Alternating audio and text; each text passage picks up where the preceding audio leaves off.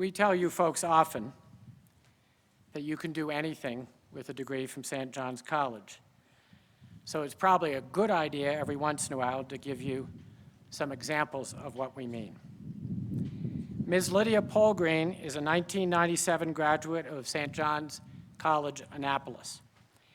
In December of 2016, Lydia was asked to be the first successor to Arianna Huffington as editor-in-chief at HuffPost, a position she still holds.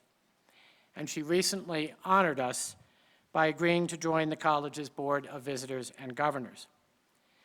Ms. Polgreen started out in journalism as an intern at the Washington Monthly, which may sound minor to you, but it is a highly influential policy magazine in Washington that has given birth to some of the great journalists of the last 40 years. She then moved on to the New York Times in 2002. During her 14-year tenure at the Times, Ms. Polgreen was a foreign correspondent based in Africa and Asia, the chief of bureaus in West Africa, South Asia, and Johannesburg, and most recently, the masthead editor. Oh, and along the way, she also managed to earn a master's in journalism from Columbia. Joe Kahn, the managing director of the Times, remarked that, quote, "You would not describe Lydia as someone who was patiently waiting for things to come her way." She has quite a resume, but I believe there's an underlying set of qualities in Ms. Polgreen that should impress us more. Her success in journalism is defined by persistence and courage. She was the 2006 recipient of the George Polk Award for Foreign Reporting in recognition of her travels deep into the war-torn western regions of the Sudan to report on the carnage in Darfur. She received the 2008 Livingston Award for International Reporting for her series, The Spoils, an account of how mineral wealth has brought misery and exploitation to much of Africa. She may be in a hurry, as Mr. Kahn noted, but her hurry is fueled by a purpose. As Lydia herself explained during a year at Harvard, what we're seeing right now, quote, "What we're seeing right now is a collapse of empathy in journalism. Journalism has become a highly elite profession that feels extremely distant from the experiences of the people that we write about." Lydia also has a deep respect for what it is that we do at St. John's. She recently remarked, quote, "It feels like the world is lapsing into tribalism, where it is easier to find like-minded people than ever before, but also much harder to have conversations." She says that effort is exactly what St. John's teaches you to do. Lydia's done some extraordinary things and lived in some extraordinary places, but we hope she feels most welcome back here at St. John's. Please join me in applauding her return.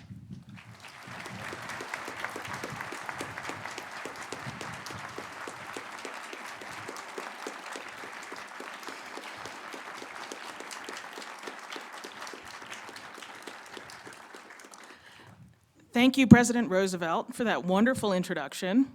Congratulations, graduates. You have completed one of the toughest, most rigorous academic programs out there. Freshman Greek almost slayed me.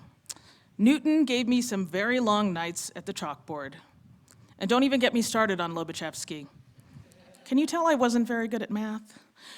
Congratulations, Graduate Institute graduates who have grappled with some of the most timeless questions that face us. Congratulations, parents. You did it. You should be bursting with pride that your kids made it through this intellectual gauntlet. And I am here to tell you, they will find jobs despite the seeming impracticality of their education.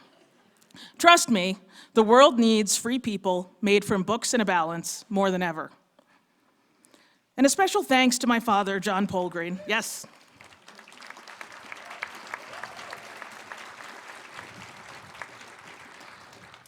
And a special thanks to my father, John Polgreen, who joined one of the earliest classes here at St. John Santa Fe, While he ended up transferring before he completed his degree, his love of St. John's was so profound that he persuaded not one, but two of his children to attend the college.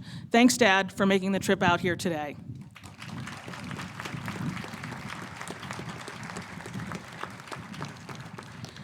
It's extraordinarily humbling to be standing here before you all. It was 22 years ago that I was in cap and gown under the Liberty Tree in Annapolis, as the kids say, R.I.P. Liberty Tree, accepting my Bachelor of Arts from this marvelous singular institution. My head was stuffed with ideas. I wrote my senior essay on Marx and Hegel, lofty stuff indeed, but I had no idea what to do with my life. Freud said there are only two things that really matter in life, work and love. I lucked out in the love department, meeting my wonderful wife, Candy, at St. John's. We started dating in my senior year and have been together ever since.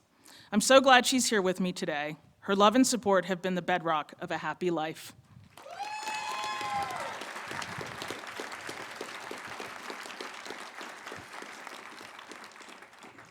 I was pretty lucky in the work department, too. After a dull, interminable year working at a law office, I chanced onto an unpaid internship at a magazine in Washington. I had student loans and rent to pay, so I worked all day doing journalism for free and waited tables at a Malaysian restaurant at night. I loved the work so much, I knew I had found my purpose. It was tough, but nothing worth doing is easy. Though looking back, I guess, I can see that I was always meant to be a journalist. Breaking news has been a big part of my life from an early age. I witnessed my first big news event when I was only 6 years old, a violent attempted coup in Kenya. The second was in my high school years in Ghana, when I had a front row seat to the transition from military rule to democracy. Jerry Rawlings, the military dictator who had ruled Ghana since the 1970s, took off his uniform and ran for president in a genuinely free and fair election. To a young teenager, these were momentous, historic events. They shaped how I viewed the world, the nature of citizenship, my sense of what's possible, and how individuals can change the world. These early acts of witness formed a huge part of my desire to be a journalist, to watch events unfold, to try and understand them and make them understandable to others.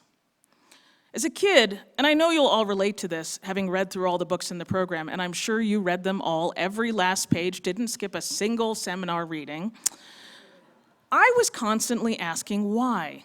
Why did people have to pay bribes to get an apartment in a government-owned building in Accra? Why couldn't our Kenyan and Ghanaian neighbors come to the United States as easily as we could visit their countries? I always wanted to know what was really going on. I wanted to explore and investigate the world around me. Journalism was the obvious and perhaps only way to satisfy this passion. As a kid abroad and later as a foreign correspondent, I saw too many societies that didn't have the benefits of a robust and free press, that didn't have that rigorous scrutiny. Power was concentrated in too few hands. People didn't trust institutions, private or public. Facts were ordered and prioritized by the powerful, and there was fundamentally no truth except what the leader said was true. Sound familiar? I could always feel how fragile those places were. Things here in America, they feel fragile now too. Whatever your political persuasion, I think we can all agree that when anything can be derided as fake news, where do we find that great common ground that makes citizenship and democracy possible?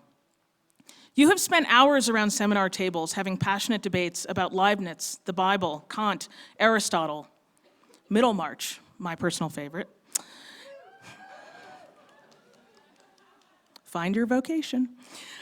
Imagine if you didn't have those books, the words themselves, the fact of the text to guide those discussions. Yet it feels like that's the world in which we live now. You're all entering the working world at a precarious but exciting moment. During the 2016 election cycle, I was pretty depressed about the power of institutions to safeguard our democracy and hold power to account. My chosen profession, journalism, seemed to have lost its power to change the world. Story after story, exposing the fundamental unfitness for office of the nominee of the Republican Party, seemed to make no dent at all. Exposés of his shady business practices rolled right off him. A recording of him talking about sexually assaulting women, along with a collection of highly credible allegations, almost all of them on the record, from women who had been on the receiving end of his unwanted sexual attention, they all seemed to have no impact at all. It wasn't just journalism that lost the trust of so many Americans. Lord knows people didn't trust politicians, but they also lost trust in banks and corporations, in institutions of higher learning, in the courts, in government agencies, in educators and in doctors, in churches and religious leaders. And whatever profession you choose, you will face this fundamental erosion of trust in institutions. Whether you choose the law, medicine, teaching, engineering, business, or the clergy, to name just a handful of career paths that might tempt you, you will confront a world that has grown deeply illiberal, resistant to the reasoned discourse you have spent the last 4 years celebrating. Make no mistake, we are confronting a crisis of illiberalism. And illiberalism is born out of mistrust, and of a failure to see people and to see one another as fully human. For liberty and trust are two sides of the same coin. Liberty without trust is a Hobbesian nightmare. We cannot have one without the other. I think about my own line of work. When Trump won, there was a lot of hand-wringing. Did some of my colleagues in the news business, in the news media, treat Trump's candidacy like entertainment rather than interrogating him as a serious candidate? Spoiler, the answer to that question is yes. Did the roiling, angry, white middle class and working classes get enough coverage? Was the elite media too wrapped up in its coastal bubbles? Also, yes. It seemed like we were at a moment of perhaps paralyzing self-reflection. But then something happened. Journalism got its mojo back. In the past year, we've had some of the finest accountability journalism I've seen in my career. Two incredibly resourceful beat reporters at Politico caught the health secretary red-handed, taking very expensive private jets at taxpayer expense. Their expose ended his tenure. We've had breathtaking reporting on the investigation into election meddling by Russia and possible collusion with the Trump administration from a wide range of newsrooms. The earth-shaking work of the New York Times and the New Yorker exposing the sexual predations of Harvey Weinstein and breaking the dam of silence about the pervasiveness of sexual harassment and abuse in the workplace and in places of learning. Digital newsrooms like BuzzFeed, The Daily Beast, and the one I lead, HuffPost, broke major stories too. Powerful politicians, business leaders, and entertainers from the right and the left were felled by investigative reporting. The whole news ecosystem is firing on all cylinders, and it's marvelous to see. But even as our institutions bounce back, the moral damage to our citizenry will not be easily undone. We're living in a moment where basic questions about our identity as a nation, about our values, are being asked in sometimes scary ways. Many of us were raised to believe that we are a nation of immigrants, people like my mother, who was born in Ethiopia, and my father's forebears, who came from Cornwall in Sweden. But things feel very different now. Not long ago, a congressman, Steve King, tweeted that, quote, "Diversity is not our strength," a chilling echo of the white nationalist rallying cry by a supposedly mainstream political figure.